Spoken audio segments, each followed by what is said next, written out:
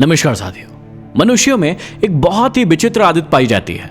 वो हमेशा ही दूसरों पर कंट्रोल पाना चाहता है, दूसरों पर नियंत्रण पाना चाहता है। जबकि यदि उसे वाकई में जीवन में सफलता का स्वाद चखना है तो उसे आत्मनियंत्रण सीखना होगा। उसे दूसरों को नहीं बल्कि खुद को कंट्रोल करना सीखना होगा। तो आज का हमारा पॉडकास्ट इसी विषय पर है कि हम आत्मनियंत्रण कैसे करें। आप सभी को बहुत अच्छे से पता होना चाहिए कि आप अपने आप को आत्मनियंत्रित करके अपने उत्साह को बहुत ही अलग अलग कार्यों में लगा सकते हैं। यदि आपके अंदर उत्साह है लेकिन आपके अंदर आत्मनियंत्रण नहीं है तो वो उसी के समान है जैसे बादलों में चमकने वाली बेकाबू बिजली, जो कहीं पर भी गिरकर जीवन और संपत्ति का नुकसान कर सकती है। हर एक इंसान में उत्साह का होना बहुत ज्यादा जरूरी है। यदि उत्साह नहीं होगा तो व्यक्ति अपने जीवन के मार्ग पर आगे बढ़ ही नहीं सकता। लेकिन आत्मनियंत्रण वो पहिया है जो इस उत्साह की गाड़ी को ठीक से चलाता है। एक संतुलित व्यक्ति होने के लिए आपके अंदर उत्साह और आत्मनियंत्रण बराबर मात्रा में होना चाहिए। आप सभी को ये बात बहुत अच्छे से पता होना चाहिए कि हर इंसान के बहुत सारे दुख आत्मनियंत्रण की कमी के कारण होते हैं। जिन भी इंसानों में आत्मनियंत्रण के गुणों का अभाव होता है उन्हें जीवन में बहुत सारी कठिनाइयों का सामना करना पड़ता है। जिस व्यक्ति के अंदर आत्मनियंत्रण नहीं होता है वो खुद का तो नुकसान करता ही है और साथ ही साथ वो दूसरों को भी कष्ट पहुंचाता है और उनका भी नुकसान करता है। अब आत्मनियंत्रण का मतलब क्या है? इसका मतलब है आपका अपने ऊपर नियंत्रण, मतलब स्वयं पर नियंत्रण। इस पृथ्वी पर रहने वाले हर एक मनुष्य के अंदर एक इच्छा होती है कि उसे भगवान ही बनना है। एक इंसान धन कमाकर और प्रसिद्ध होकर दूसरे मनुष्यों पर ईश्वरता प्राप्त करना चाहता है। जो व्यक्ति सफल नहीं होता, मतलब जिसे धन और फेम नहीं मिलती है, वो अपने घर की स्त्री और बच्चों का प्रभु बनकर रहना चाहता है। जो लोग अपने बीवी बच्चों पर भी कंट्रोल नहीं कर सकते, वो लोग अपने घर के पशुओं पर अपनी प्रभुता जमाते हैं और उसी से संतोष प्राप्त करते हैं। लेकिन इस बात को हमेशा याद रखिएगा कि जब तक एक इंसान को आत्मविश्वास, आत्मनियंत्रण और अपने कर्तव्यों का बोध नहीं हो जाता, उसकी कोई भी इच्छा इस संसार में पूरी नहीं हो सकती। आपको पता है कि अर्जुन के पास सब कुछ था, लेकिन उनके पास भी एक समय पर आत्म पहचान और आत्मनियंत्रण का अभाव था। वो घर से युद्ध लड़ने के लिए तैयार होकर आए थे, लेकिन लड़ नहीं पाए थे। उनका ध्यान कभी आत्मा की तरफ जाता तो कभी धर्म की तरफ जाता, तो कभी वो अपने परिवार की ओर देखने लगते और इसी प्रकार से वो स्वयं पर नियंत्रण खो देते थे। वो समय युद्ध ना करने के कई तर्क देते रहे, लेकिन श्री कृष्ण ने अपने तर्कों से अर्जुन को आत्म पहचान करवाई और उन्हें स्वयं पर नियंत्रण करने के लिए कहा। अर्जुन को आत्म पहचान होती है और उसी के बाद उन्हें उनके कर्तव्य का बोध होता है और फिर वो युद्ध लड़ते हैं और उस युद्ध में विजय भी होते हैं। आपको इस बात को समझने की जरूरत है कि हर मनुष्य के अंदर 3 प्रकार की शक्तियां होती है। पहली बाहुबल, दूसरी मनोबल और तीसरी आत्मबल। बाहुबल मतलब आपकी भुजाओं का बल वो सीमित होता है, जबकि आपके मनोबल और आपके आत्मबल की कोई भी सीमा नहीं होती है।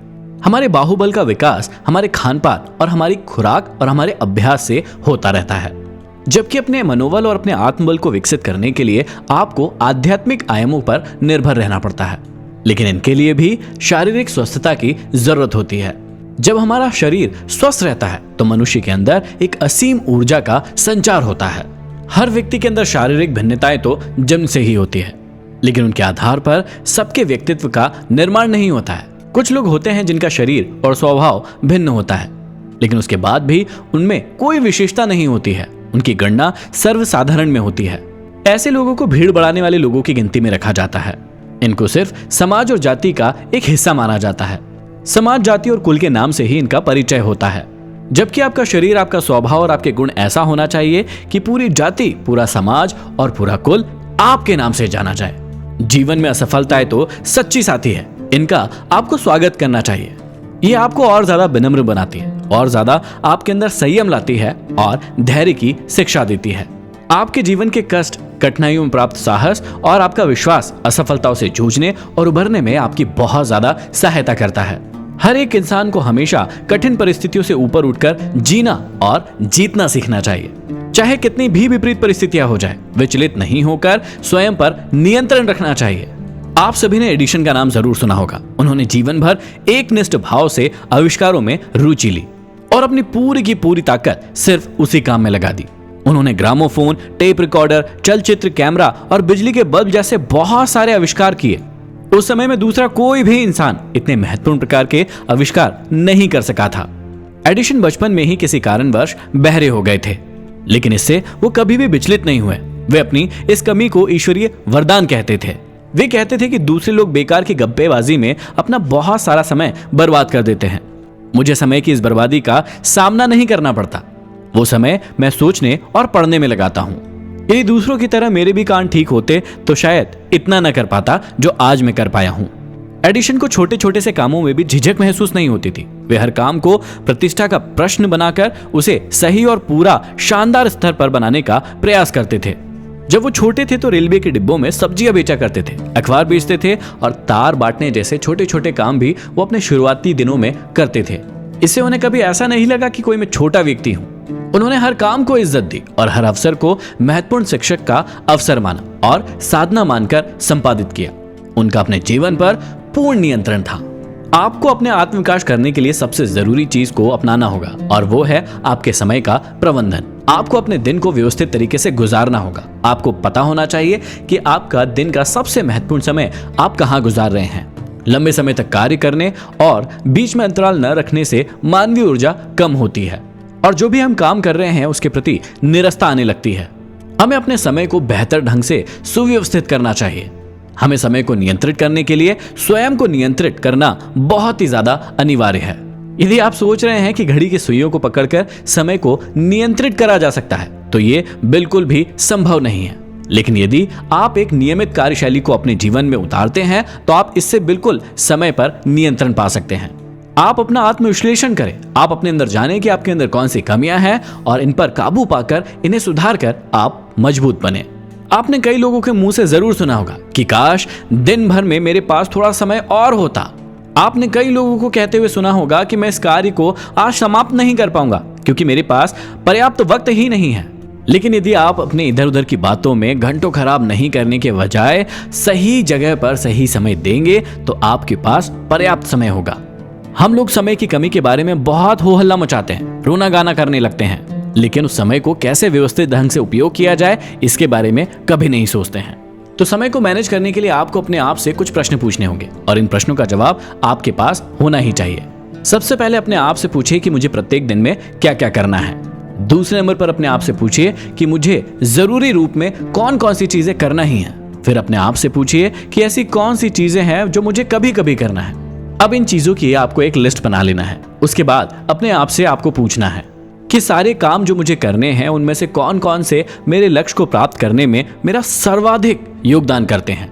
फिर दूसरे नंबर पर अपने आप से पूछिए कि सबसे पहले की जाने वाली क्या बातें हैं और मुझे उन्हें सबसे पहले क्यों करना चाहिए। तीसरे नंबर पर अपने आप से पूछिए कि मेरे लक्ष्य के मार्ग में आने वाली क्या क्या कठिनाइयां और वे क्यों होती है। और चौथे नंबर पर अपने आप से पूछिए कि मैं अपनी समस्याओं को संकट बनने से रोकने के लिए क्या क्या कर सकता हूं। यदि आपके पास इन प्रश्नों का सही जवाब है तो आप अपने समय को बहुत अच्छे तरीके से नियंत्रित कर सकते हैं और अपने लक्ष्य की ओर अपना पूरा ध्यान और पूरा समय दे सकते हैं। आत्मनियंत्रण के लिए आपको हमेशा ही लालच और स्वार्थ से दूर रहना चाहिए। कई लोगों में लालच आ जाता है, स्वार्थ आ जाता है, जिसके कारण वो खुद पर नियंत्रण नहीं प्राप्त कर सकते हैं। छोटी छोटी सी चीजों में कई लोग लालची हो जाते हैं। छोटे छोटे से फायदे के लिए वो सामने वाले का नुकसान करने के लिए तैयार हो जाते हैं। वो स्वार्थी बन जाते हैं। तो आप इस प्रकार का लालच और स्वार्थ कभी भी अपने अंदर ना आने दें। अपने आप को हमेशा ही फालतू के खर्चे करने से बचाएं, क्योंकि आपके अंदर आत्मनियंत्रण की कमी का यह भी एक बहुत बड़ा कारण हो सकता है।